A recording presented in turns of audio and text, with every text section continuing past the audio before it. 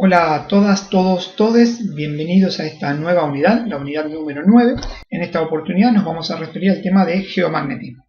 Vamos a analizar el campo magnético terrestre desde su origen, su evolución y su historia.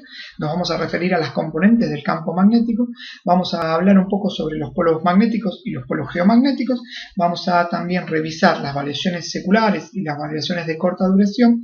Nos vamos a referir a la reometría, los magnetogramas, el magnetismo propio de las rocas y el paleomagnetismo. Ante cualquier consulta se pueden comunicar a la dirección que figura en esta ocasión abajo a la derecha, de correo electrónico, o comunicarse con cualquier integrante de la cátedra también a través de sus correos electrónicos. Comencemos. Geomagnetismo. El geomagnetismo se ocupa del estudio del campo magnético terrestre, tanto de su generación como de su variación espacial y temporal. Dentro del estudio del geomagnetismo tenemos que distinguir entre el campo interno y el campo externo, es decir, el campo magnético interno y el campo magnético externo. El campo interno explica la generación y el mantenimiento de un campo magnético terrestre propio y de las variaciones espaciales y temporales detectadas en la superficie terrestre, basándose en la teoría de la dínamo. El campo externo estudia el efecto del campo magnético interno que se ve afectado por el campo magnético solar actuante sobre la superficie de la ionosfera. En definitiva, ambos efectos son los responsables de generar el campo magnético que se puede medir en un determinado momento y lugar de la superficie terrestre. La intensidad del campo magnético terrestre, CMT, nos vamos a referir así ahora, es de carácter vectorial y sabemos que su proyección horizontal señala, aunque no exactamente, al norte geográfico. Para estudiar las componentes del campo magnético terrestre, se toma como referencia en un punto de la superficie terrestre un sistema cartesiano de coordenadas x y z, que representan el norte, el este y el nadir respectivamente. En este sistema se elige z como la componente vertical del campo magnético y es positiva cuando ésta entra en la superficie, es decir, esto cumple para el hemisferio norte. F corresponde a la intensidad del campo magnético terrestre y H es la proyección horizontal de este campo magnético que señala con la brújula el norte magnético. Esta H se descompone en X, que señala el norte geográfico, y en Y, que señala el este o el oeste. El ángulo que forma H con X se denomina declinación magnética y es positiva al este y negativa al oeste. La declinación se considera oeste o negativa cuando la aguja magnética señala a la izquierda del norte geográfico. Si el norte magnético está a la derecha del polo norte geográfico, se dice declinación este y es positiva. El ángulo entre F y el plano horizontal, que contiene a H, es la inclinación magnética, que señala el ángulo con que pasa la línea de fuerza magnética por un punto analizado. Las relaciones entre las componentes de F son muy sencillas, pueden verlas en estas ecuaciones que solo representan relaciones entre triángulos rectángulos. Pero es muy fácilmente calculable el valor de F, de H, de la inclinación y de la declinación. El dipolo que mejor aproxima al campo magnético actual o contemporáneo tiene dos polos geomagnéticos, que son los puntos en la superficie de la Tierra donde el eje del dipolo cruza la superficie.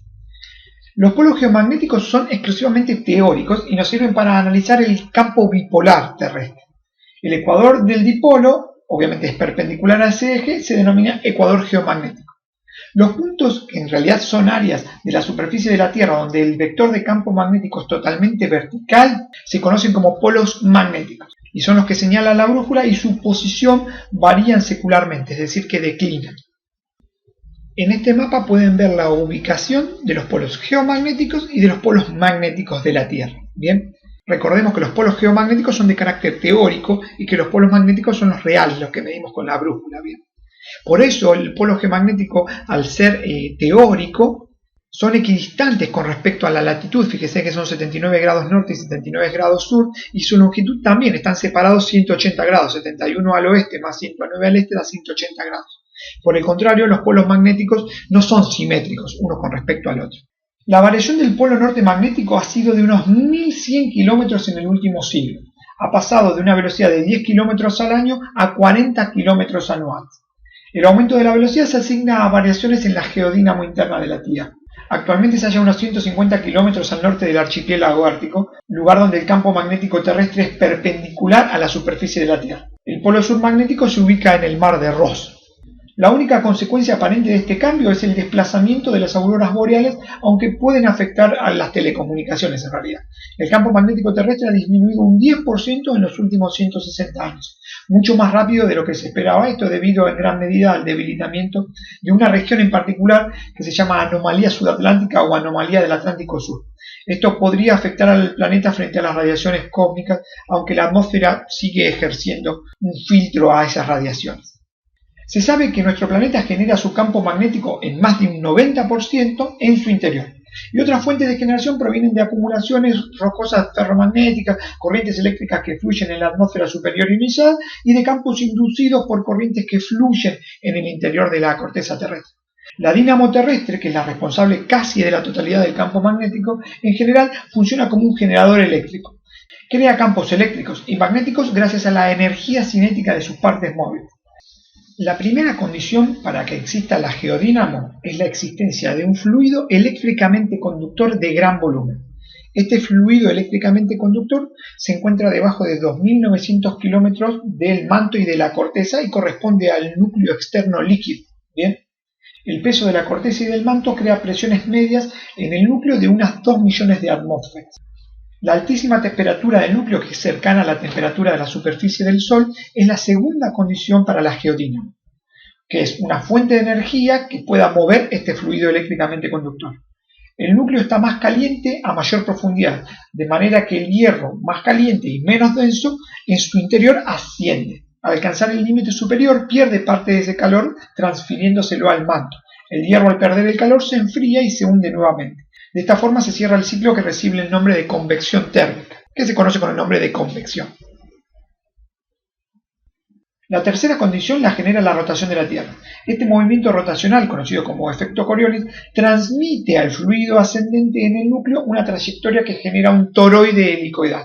En resumen, las tres condiciones para tener una geodínamo son un núcleo líquido rico en hierro, energía suficiente para impulsar la convección y la rotación de la Tierra o el efecto Coriolis.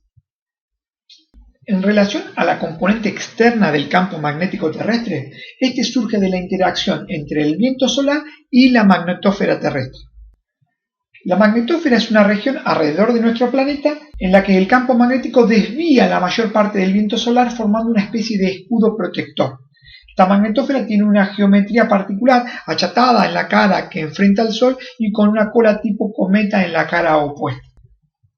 Las partículas del viento solar nacen del flujo de partículas, en su mayoría protones de alta energía emitidos por la atmósfera del Sol.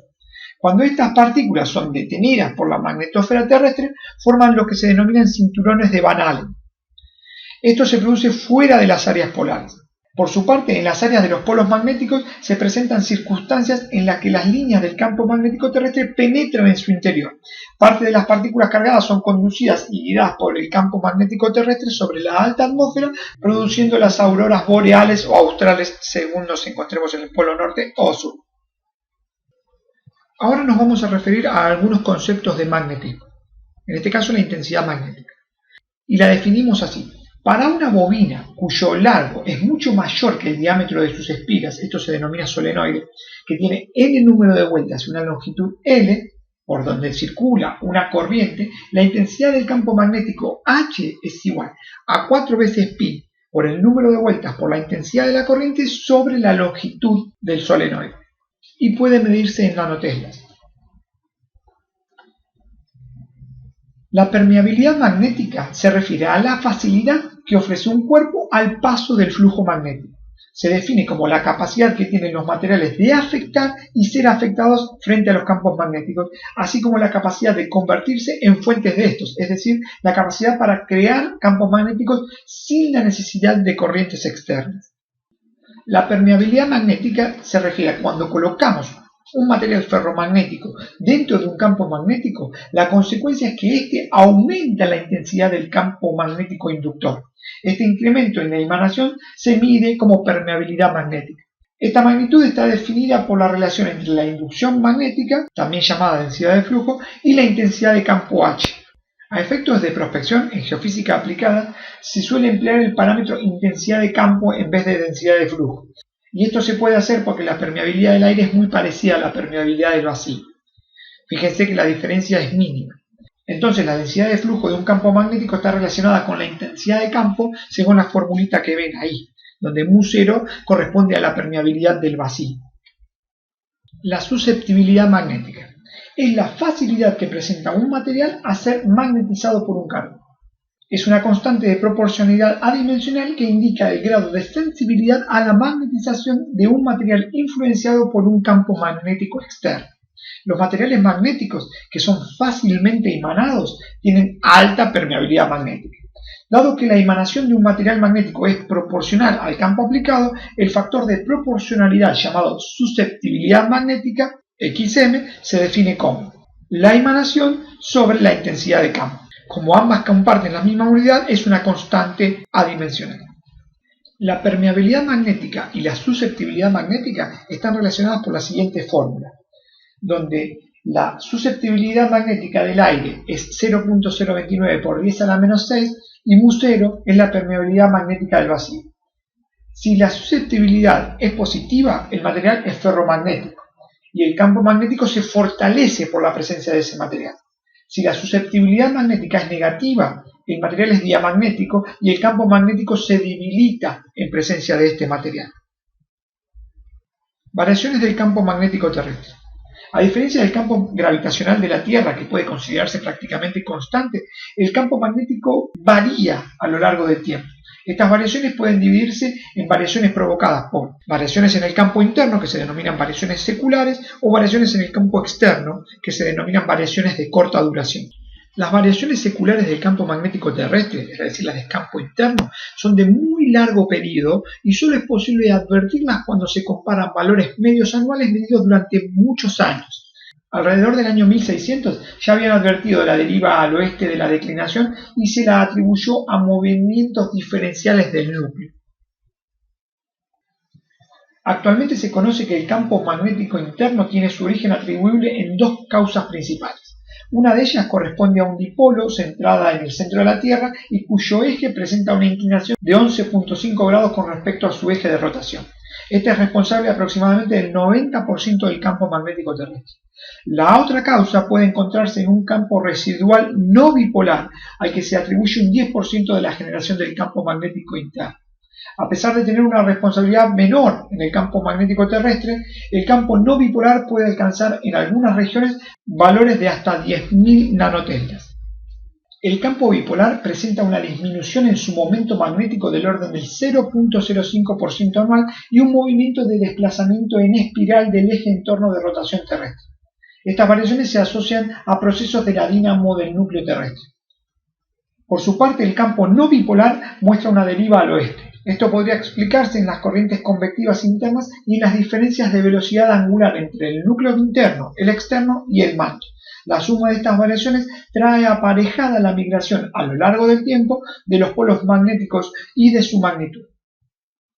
Con respecto a las variaciones de corta duración del campo magnético terrestre, estas variaciones provienen del campo externo y se caracterizan por su corta duración y pueden ser periódicas o no periódicas. Las variaciones periódicas se aprecian mejor en los días magnéticamente tranquilos. Los días SQ se denominan de Solar Quiet. Están relacionadas con la influencia continua del Sol y la Luna y el periodo de rotación terrestre. En ellas se inscriben las variaciones diurnas. Su periodo predominante es el de un día y tienen un máximo positivo y un máximo negativo aproximadamente en ese mismo día. Están también ligadas a la latitud y la época del año. Así, la componente horizontal H es máxima en el ecuador magnético, mientras que la vertical Z y la declinación D son mínimas. También es posible advertir variaciones de muy corto periodo que van desde unos pocos segundos hasta los 10 minutos y que se denominan pulsaciones magnéticas. También existen variaciones periódicas de mayor periodo como anuales y hasta ciclos solares del orden de los 11 años asociados al ciclo de actividad de las manchas solares. Dentro de las variaciones no periódicas, las más importantes se denominan tormentas magnéticas. No tienen carácter local sino mundial y se relacionan con la aparición de auroras boreales y son provocadas por las fulguraciones solares. Las amplitudes de estas variaciones pueden llegar hasta los 400 nanoteslas y estas tormentas pueden durar de 2 a 3 días. Otras perturbaciones súbitas frecuentes y de menor duración se denominan subtormentas y se presentan en altas latitudes en vinculación con las auroras. Variación diurna y secular en prospección y estaciones geomagnéticas argentinas y del hemisferio sur. Las variaciones del campo magnético, tanto diurnas como seculares, permiten realizar correcciones a las mediciones prospectivas que se hacen por medio de un magnetómetro. De esta manera se eliminan de los datos magnéticos obtenidos las componentes de la lectura que no corresponden a variaciones de la susceptibilidad de las rocas del subsuelo.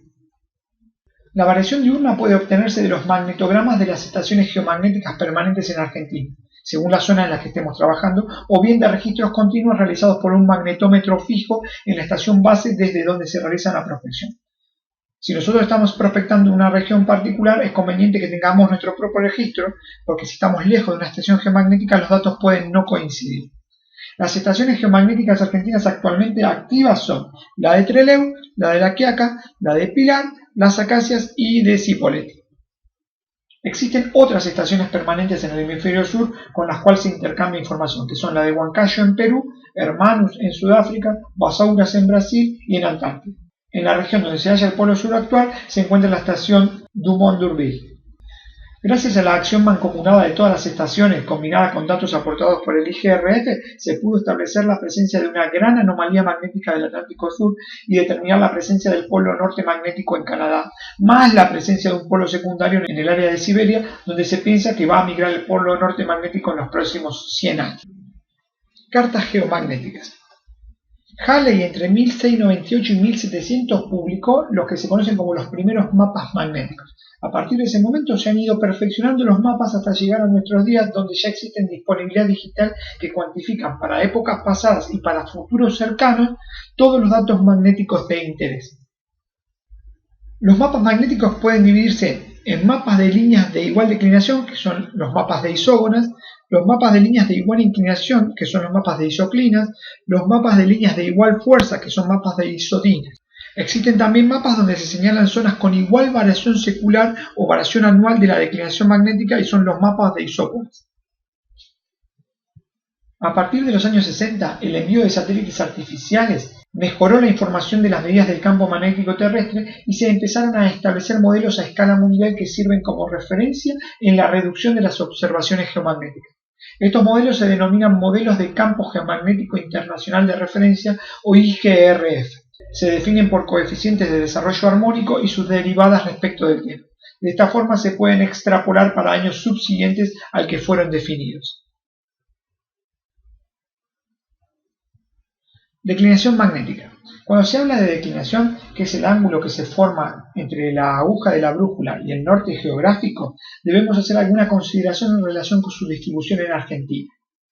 En esta figura se observa una línea divisoria, que es la línea verde, que se denomina línea ágona, que separa la declinación este de la declinación oeste.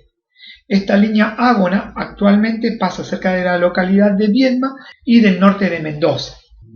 Riometría. La riometría es la castellanización del término riometer, que significa Relative Ionospheric Opacity Meter, o medición de la opacidad ionosfera relativa. Un riómetro es un receptor de radio que está sintonizado en las frecuencias de entre 20 y 60 MHz. Un riómetro registra el flujo de las ondas de radio cósmicas que viajan a través de la ionosfera. A frecuencias inferiores de 20 MHz, las ondas de radio se extinguen antes de que puedan pasar a través de la ionosfera, que dan lugar a un silencio de radio. Superiores a 50 MHz, la atenuación es difícil de distinguir de la propia señal. Cuando las ondas de radio atraviesan la ionosfera, inducen oscilaciones en la población de electrones libres. Si los electrones entran en contacto por colisión con los átomos neutros de las ondas, empiezan a perder energía, es decir, se atenúan. Desde la superficie, esto se traduce como una reducción perceptible de la fuerza de la señal, es decir, aumenta el filtrado por parte de la ionosfera. El objetivo de esta disciplina es el de observar durante todo el año la absorción ionosférica mediante la captación de señales de origen extraterrestre en una frecuencia acá en Bahía Blanca, en el Llado, tienen de 38.2 MHz, que es de particular interés por estar vinculadas a las auroras y a los disturbios geomagnéticos. En definitiva, el riómetro nos brinda información sobre la variación de la precipitación de electrones y sobre las irregularidades ionosféricas válidas en el área de observación. Magnetismo de las rocas. Los tipos de comportamiento magnético se originan por el movimiento de la carga eléctrica básica, que es el electrón. Cuando los electrones se mueven por un hilo conductor, se genera un campo magnético alrededor de este hilo. Las propiedades magnéticas macroscópicas de los materiales son consecuencia de los momentos magnéticos asociados con electrones individuales. Cada electrón en un átomo tiene momentos magnéticos que se originan de dos fuentes. Una de las fuentes surge del momento magnético del electrón por girar alrededor del núcleo. Bien, la otra fuente corresponde al momento magnético del electrón dada por girar sobre su propio eje, que se denomina spin. Los tipos de magnetismo de las rocas incluyen el diamagnetismo, el paramagnetismo y el ferromagnetismo. Además hay otras subclases que son el antiferromagnetismo y el ferrimagnetismo, que se consideran subclases del ferromagnetismo. Todos los materiales exhiben algún tipo de comportamiento magnético. El diamagnetismo impide el paso de un campo magnético a su través, es decir, reducen el campo aplicado. El paramagnetismo exhibe magnetización solo en presencia de un campo externo, es decir, refuerzan ligeramente el campo aplicado. En el ferromagnetismo, todos los momentos presentan igual dirección y sentido, es decir, refuerzan mucho el campo inductor. En el antiferromagnetismo, los momentos están divididos en dos grupos con sentidos opuestos, es decir, refuerzan mucho el campo pero con sentido opuesto. Y en el ferrimagnetismo los momentos predominantes están en un sentido y algunos momentos opuestos están en sentido contrario de menor magnitud. Magnetización de las rocas. La magnetización depende del campo magnético inducido y del campo magnético remanente. El campo magnético inducido se debe al campo externo aplicado y a la susceptibilidad magnética propia del material.